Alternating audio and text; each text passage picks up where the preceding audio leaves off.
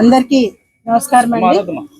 ఈరోజు 48వ డివిజను 105వ బూత్లో ఇంటింటికి గడప గడపకి తెలుగుదేశం సైకిల్ గుర్తుకే ఓటేసి తెలుగుదేశాన్ని సపోర్ట్ చేయమని ఎమ్మెల్యేగా పొంగూరు నారాయణ గారిని, ఎంపీ అభ్యర్థిగా వేమిరెడ్డి ప్రభాకర్ రెడ్డి గారిని గెలిపించమని ప్రతి ఒక్కరిని కోరుతూ ముందుకు వెళ్ళటం జరుగుతోంది.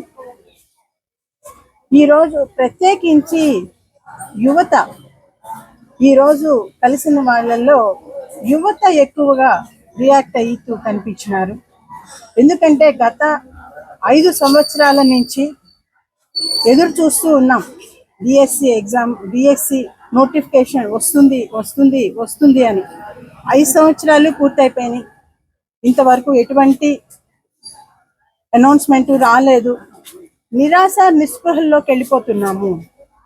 ఏదో కష్టపడి చదివిస్తున్నారు. మా ఇంట్లో తల్లిదండ్రులు వారు తినకపోయినా బిడ్డల్ని గనక చదివించుకుంటే వాళ్ళ కాళ్ళ మీద వాళ్ళు నిలబడతారు, వాళ్ళు సంపాదించుకుంటారు, మేము సంపాదించుకుంటాము, వాళ్ళకి కొంత ఏమన్నా సహాయం చేయగలుగుతాము అన్న ఆశతో మమ్మల్ని ఎంతో కష్టపడి వాళ్ళకు ఉన్నా లేకపోయినా పెట్టి చదివించారు. మాకు ఉద్యోగ అవకాశాలు వస్తాయి అని చెప్పి ఎదురు చూపులతోనే ఈ 5 సంవత్సరాలు గడిచిపోయింది. ఇదిగో వస్తుంది, అదిగో వస్తుంది, డిఎస్సి నోటిఫికేషన్ అనుకుంటూ ఉన్నాము. 5 సంవత్సరాలు గడిచిపోయి ఇంతవరకు రాలేదు. మన చంద్రబాబు నాయుడు గారు తొలి సంతకం మెగా డిఎస్సి మీద తొలి సంతకం చేస్తాను అని చెప్పటంతో మాకు ఏదైనా కూడాను చంద్రబాబు నాయుడు గారు కనుక చెప్తే ఖచ్చితంగా చేస్తారు. మొదటి సంతకమే మెగా డిఎస్సి మీద సంతకం పెట్టానన్నారు కాబట్టి మాకు తప్పకుండా జరుగుతుంది అని చెప్పి వాళ్ళు ఎంతో సంతోషాన్ని వ్యక్తం చేస్తున్నారు. దీనికి తోడు బాబు గారు అనౌన్స్ చేసిన నిరుద్యోగ భృతి 3,000 రూపాయలు, యువతకి నిరుద్యోగ భృతి 3,000 రూపాయలు, అది మాకు ఎంతో ఆదరువుగా ఉంటుంది. పైపెచ్చు 20 లక్షల ఉద్యోగాలు, యువతకు 20 లక్షల ఉద్యోగాలు ప్రామిస్ చేస్తున్నారు. కాబట్టి ఈ 3 విషయాలతో మాకు చాలా హ్యాపీగా ఉన్నాము. మేము ఎదురు చూస్తున్న రోజు దగ్గరకు వస్తోంది అన్న ఆనందంతో ఉన్నాము. తప్పకుండా మేము యువత అందరము చంద్రబాబు నాయుడు గారిని సపోర్ట్ చేస్తాము.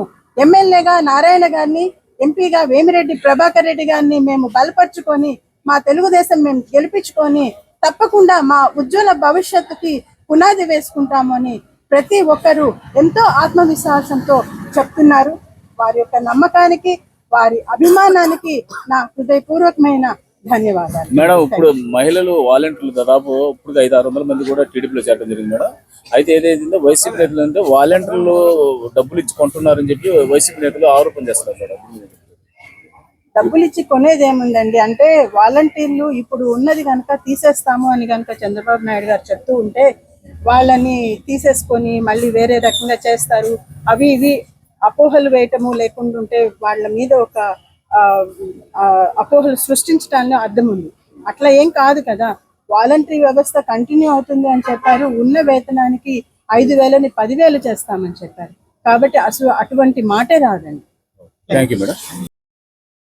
మరెన్నో వీడియోల కోసం మా ఛానల్ ని సబ్స్క్రైబ్ చేసుకుని పక్కనే ఉన్న బెల్ ఐకాన్ ని క్లిక్ చేసి యాక్టివేట్ చేసుకోండి.